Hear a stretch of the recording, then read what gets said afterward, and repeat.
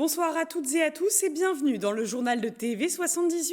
Voici les titres de ce vendredi 13 novembre.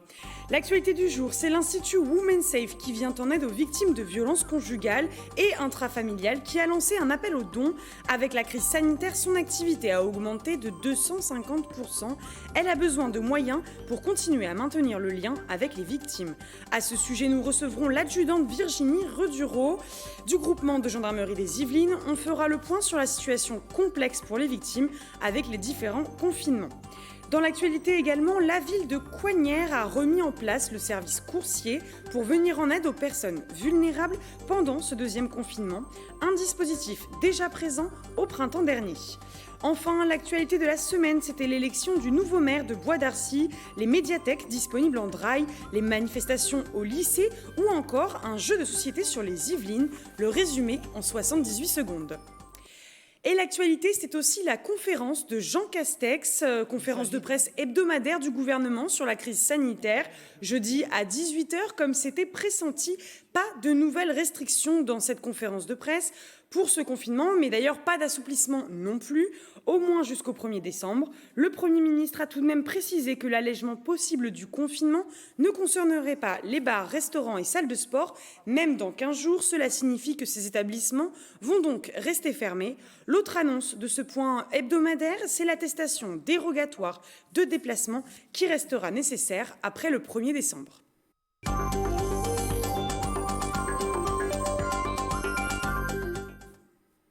Mais avant de recevoir notre invitée, l'adjudante Virginie Redureau, pour parler des violences conjugales et intrafamiliales, l'Institut Women Safe continue à venir en aide aux victimes malgré le confinement. Les violences ayant augmenté, le nombre de femmes et d'enfants ayant besoin d'aide aussi, la structure a lancé un appel aux dons pour pouvoir poursuivre sa mission. Reportage avec Astrid Bergère. L'Institut Women Safe a lancé un appel aux dons en ligne. Basé à Saint-Germain-en-Laye depuis 2014, la structure vient en aide au quotidien aux victimes, femmes ou enfants, de violences conjugales et intrafamiliales. Avec le retour du confinement, la période est critique. Pour le moment, 2 780 € ont été collectés. Aujourd'hui, les moyens qui nous sont alloués ne sont pas suffisants avec le travail qui aujourd'hui est extrêmement écrasant. En termes de moyens, nous ne voulons pas réduire le nombre de consultations, même si on les absorbe, mais on est quand même dans une augmentation du nombre de consultations très importante.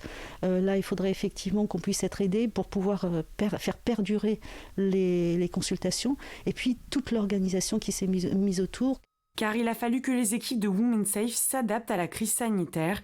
Pendant le premier confinement, l'Institut a continué son action virtuellement. Une continuité nécessaire car la hausse des violences a été considérable. Alors l'augmentation était nette puisque ça représente 250% d'augmentation à la même période. Donc c'était plus de 300 femmes que nous avons reçues dans cette période-là. Quand on dit recevoir 300 femmes, ça veut dire qu'elles vont venir au moins 10 fois entre le psychologue, les consultations psychologues, juristes, etc. En plus de l'appel aux dons, l'Institut va également lancer une campagne de communication avec des affiches dans les commissariats et les lieux publics le 25 novembre, journée internationale de lutte contre les violences. Il y aura un flash code et la victime pourra effectivement flasher ce QR code pour déjà savoir qui nous sommes. Donc ça va l'orienter vers notre site. Elle pourra après se saisir de notre numéro de téléphone pour nous appeler, nous expliquer la situation. Et évidemment, on va la prendre très très rapidement en charge selon le degré d'urgence qu'elle nous aura évoqué. Avec ce deuxième confinement, l'Institut Women Safe continue donc à maintenir le lien. Avec un protocole sanitaire renforcé, les rendez-vous peuvent avoir lieu par téléphone ou au sein même des locaux. Bonsoir, adjudante Virginie Redureau.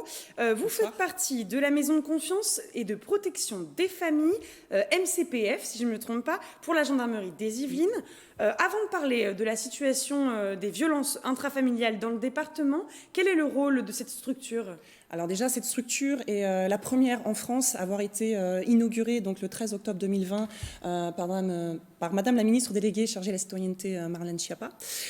Cette maison de confiance et de protection des familles a pour mission de prévenir, de protéger, d'aider et d'appuyer les unités, c'est-à-dire que c'est un point d'entrée unique pour tous les partenaires du département.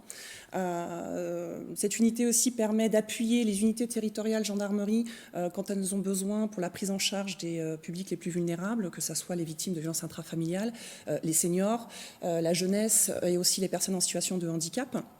Et c'est aussi un outil de coordination des actions de prévention sur la prise en charge des violences intrafamiliales en lien avec les associations d'aide aux victimes. Qu'est-ce qu'on entend, on va dire un peu globalement, par les violences intrafamiliales ? Alors, les violences intrafamiliales, c'est ce qui se passe dans la sphère familiale, donc ça soit entre conjoints, mais c'est aussi envers les enfants, ascendants, descendants, et aussi les seniors qui habitent sous le même toit, finalement. Nous sommes rentrés il y a 2 semaines dans le 2e confinement. Les gens sont donc chez eux. Oui. Une situation complexe, on l'a compris avec le reportage sur Women Safe qu'on a vu juste avant. Quelle est la situation du coup actuellement avec ce 2e confinement dans les Yvelines ? Alors, nous restons très vigilants par rapport à ce 2e confinement, par rapport à ce qu'on a vu aussi au 1er confinement. Maintenant, les règles sanitaires sont un peu moins strictes, donc les personnes continuent quand même à aller, dans la mesure du possible, travailler, les enfants continuent à aller à l'école. On sent qu'il y a encore des tensions, mais c'est vrai qu'on reste vigilant par rapport à ce phénomène. Pour l'instant, on n'a pas encore assez de recul, mais on sait que c'est quelque chose qui est présent et on y fait très attention. Oui, parce que je le rappelle, il reste encore 2 semaines, en tout cas au moins pour ce 2e confinement. Du coup, par rapport au 1er confinement, quel bilan avez-vous pu en faire ? Et est-ce que vous avez vu une augmentation de ces violences au sein du foyer ? Alors oui, on a vu une augmentation, comme au plan national, où il était estimé à peu près 30% d'augmentation de ces faits de violence. Les Yvelines également en ont fait partie. On a vu un phénomène qui était peut-être pas forcément visible auparavant, c'est ces conflits en fait entre couples qui n'avaient au départ, qu'on ne connaissait peut-être pas de la gendarmerie, mais le fait de la promiscuité de ces conjoints entre eux, de ne pas aller travailler, que les enfants restent à la maison. On a vu une augmentation des interventions pour des violences surtout verbales, des altercations qui auparavant n'avaient pas eu effet. Et bien évidemment, sur les personnes qui souffraient déjà de violences au sein du foyer, elles ont été exacerbées, bien évidemment. Est-ce que du coup, ça a amené des poursuites, ces interventions que vous avez fait pendant le 1er confinement ? Oui, tout à fait. On a gardé cette protection des victimes, donc qui ont engagé des poursuites au plan judiciaire, bien évidemment. Avez-vous mis en place des moyens supplémentaires du coup pour ce 2e confinement suite à l'augmentation des violences pendant le 1er ? Oui, alors on poursuit nos actions de moyens de communication innovants puisqu'il faut aller au plus près de ces victimes alors qu'on ne peut pas rentrer physiquement en contact avec elles. Donc on met des messages de prévention. Donc sur le 1er confinement, on les avait mis sur les sachets de pharmacie avec des numéros forts comme le 3919 ou le 119 Enfants sans danger. Sur les tickets de caisse aussi avec l'enseigne Intermarché qui nous avait suivis dans ce projet-là. Et aujourd'hui encore, on essaye de trouver des moyens de communication toujours plus efficaces et innovants pour atteindre ces personnes-là dans leur foyer. Y a-t-il des choses que vous allez mettre en place prochainement, supplémentaires du coup, pour lutter contre ces violences ? Donc là, on est en train de réfléchir sur des moyens de communication, peut-être sur des messages à la radio, éventuellement, pour pouvoir donner les numéros utiles auprès de ces personnes. Oui. Donc encore plus communiquer sur tout ça, on l'a bien compris. Quel conseil aujourd'hui, si une femme victime de violence regarde notre émission, quel conseil pouvez-vous lui donner aujourd'hui ? Alors déjà, le premier conseil, c'est sortir du silence, bien évidemment, en parler, aller vers les forces de l'ordre, police ou gendarmerie, pousser les portes d'un commissariat ou d'une brigade de gendarmerie. Il ne faut pas aussi oublier les autres moyens qui sont le 3919, le numéro d'appel national, le 114 par SMS si on est dans la possibilité de parler. Il y a aussi la plateforme des violences sexuelles et sexistes, la brigade numérique, et le site arrêtonslesviolences.gouv.fr, bien évidemment. Et le 119 pour l'enfance en danger, il ne faut pas oublier les enfants, bien évidemment.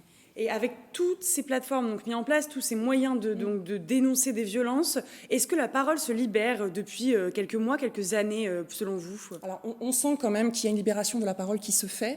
On aimerait qu'elle soit toujours plus grande, mais on le sent, oui, qu'elle est présente et que les victimes dénoncent de plus en plus, oui, les faits de violence qu'elles subissent. Eh bien, merci beaucoup, adjudante Virginie Reduvreau, d'avoir été avec nous sur ce plateau.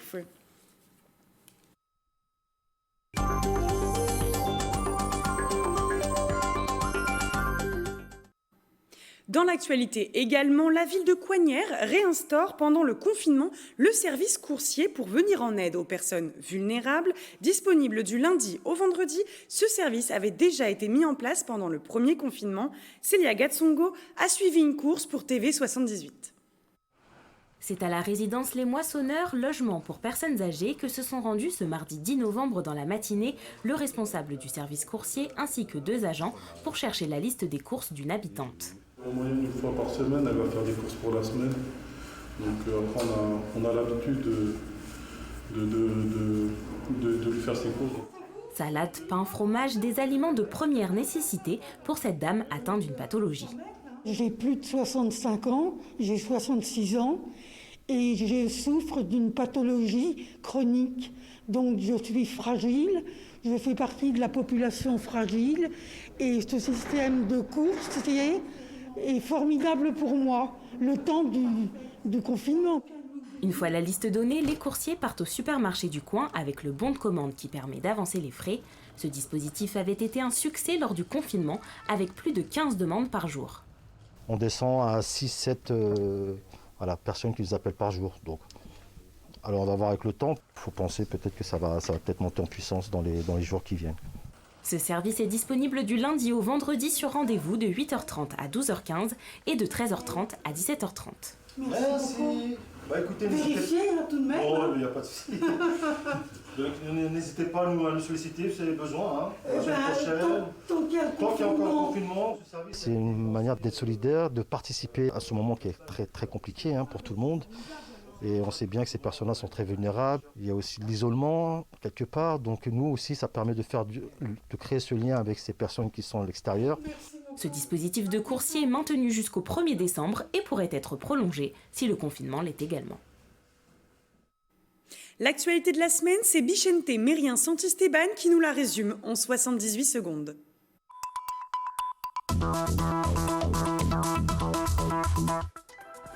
Jean-Philippe Luce a officiellement pris ses fonctions en tant que maire de Bois d'Arcy. Il succède à Philippe Benassaya, élu récemment député des Yvelines. L'ancien premier maire adjoint a déclaré souhaiter poursuivre les projets déjà mis en place par son prédécesseur. La ville de Plaisir a renforcé son service maintien à domicile depuis l'annonce du 2e confinement. 68 repas sont distribués chaque jour à des personnes fragiles afin d'éviter qu'elles ne se déplacent dans les zones à risque.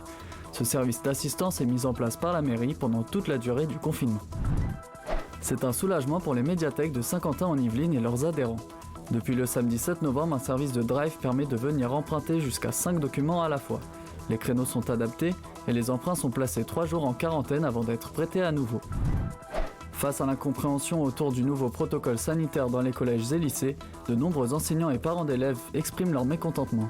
Ils étaient une quarantaine ce mardi devant la sous-préfecture de Mantes-la-Jolie.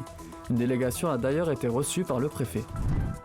Les auto-écoles sont fermées depuis l'annonce du second confinement. Les élèves ne peuvent plus prendre d'heures de conduite, pourtant les examens au centre de Trappes et Rambouillet sont bel et bien maintenus. Les taux de réussite ne devraient cependant pas être pris en compte pour les auto-écoles. Enfin, un jeu de société aux couleurs des Yvelines est désormais disponible.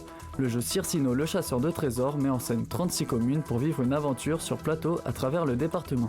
Développé par la société familiale Creacom Games, le but est de retrouver les pièces d'or en s'aidant d'indices sur les cartes des différentes villes.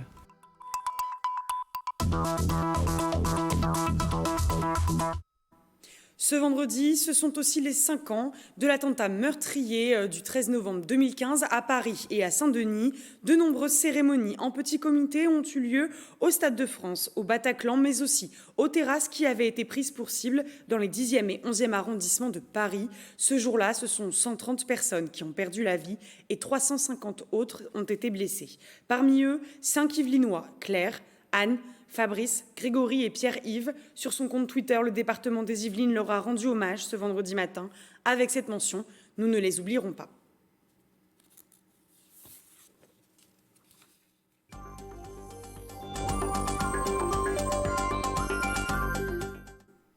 Pour terminer cette édition, ce samedi 14 novembre, c'est la journée mondiale du diabète. Environ 4,5 millions de Français sont diabétiques. Le diabète de type 1 représente environ 10% des cas. Il n'est pas forcément très connu. Maladie auto-immune, elle se caractérise par une absence totale de production d'insuline. Pour remédier à cela, de jeunes mamans ont créé 3 pièces de théâtre sur cette maladie qui touche leurs enfants aînés. Reportage de Célia Gatsongo. Elles se sont rencontrées sur les bancs du cours Florent, puis se sont perdues de vue. Elles ne pensaient pas que leurs vies étaient sensiblement les mêmes. Rebecca Stella et Avella Guillou sont 2 jeunes mères qui ont leurs enfants aînés diabétiques. Elle avait donc 2 ans environ. Et puis à la crèche, il m'avait appelé en me disant « Dis donc, votre fille, ça va pas fort. On est obligé de lui donner un truc à manger à 10 heures, sinon elle est KO. Elle a tout le temps soif, elle fait beaucoup pipi. Vous devriez vérifier le diabète quand même, aller faire une prise de sang. » Bon. Je vais faire une prise de sang, mais moi en fait j'arrivais jamais à ce qu'elle soit à jeun, puisqu'elle continuait à manger la nuit. Elle avait besoin de boire beaucoup. Quand ils m'ont dit elle est diabétique, comme Avella, je me suis dit ah bon ça va, on va juste pas manger de bon bec. Et puis après ils m'ont dit non, c'est plus compliqué que ça, on va tout vous expliquer, il faut que vous compreniez, il y a beaucoup de facteurs à prendre en compte, il faut que vous sachiez faire les calculs. Et de ce choc que ces 2 mamans ont vécu, elles s'en ont servi pour écrire une première pièce de théâtre appelée Les îles désertes, salvatrice pour ces 2 mères. Un diabétique a au moins un combat par jour, comme un super-héros. Faut peut-être pas exagérer. J'ai des bons becs pleins la poche. À la récré, on fait un massacre. On a pu représenter, en faire encore une fois un spectacle, ce qui est notre métier. Et en plus, on a pu jouer ce spectacle qui raconte notre histoire devant des gens dont c'est l'histoire et après échanger avec eux. Enfin, moi, et je pense, enfin, je parle comme pour Rebecca aussi, j'ai grandi avec eux. La première pièce parle d'une petite fille, Léa, qui a 9 ans et qui apprend qu'elle est diabétique. En fait, Léa, tu es diabétique. Tu sais ce que c'est que le diabète? Non, pas du tout. Je vais mourir? Non. Léa, tu ne vas pas mourir. On ne fait pas un documentaire sur ce que c'est que de vivre avec un diabète de type 1. On s'intéresse au point de vue de l'enfant et puis de l'entourage. Et ça, on a vraiment voulu le décliner dans chacune de nos pièces. Et celle qui a entre autres inspiré ces spectacles, c'est Yael, 11 ans, la fille de Rebecca. Des fois, il y en a qui me caractérisent comme diabétique. Et enfin, diabétique, c'est pas tout ce qui me définit. Diabétique, non, c'est j'aime la danse, je suis passionnée de sport, j'adore dessiner, enfin c'est que des trucs comme ça, j'ai pas que ça en moi.